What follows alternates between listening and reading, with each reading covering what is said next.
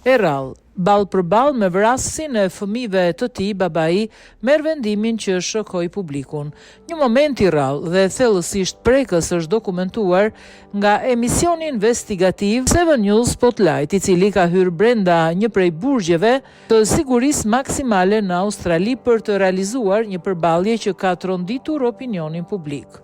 Dani Abdallah, babai që humbi 3 nga 6 fëmijët e tij në një aksident tragjik rrugor, u përball për herë të parë ball për ball me Samuel Davidson, personin që u mori jetën fëmijëve të tij.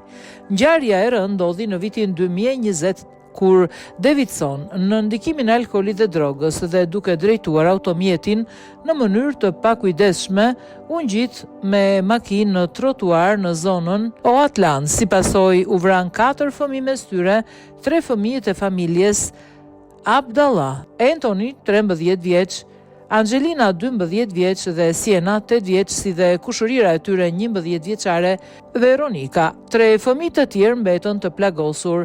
Davidson u dënua me 20 vite burg, nga të cilat duhet të vuaj minimalisht 15.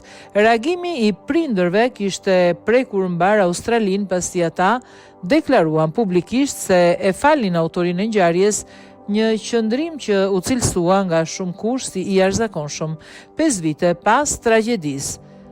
Dani Abdallah vendosi të shkonte vetë në burg për të takuar Davidson, një takim ky që u filmua nga ekipi i televizionit. Në këtë përballje, Samuel Davidson foli për herë të parë hapur për ditën e aksidentit, duke ndarë detaje mbi gjendjen e tij, zinxhirin e ngjarjeve që çua në tragjedi dhe mënyrën se si sot jeton me peshën e krimit të kryer.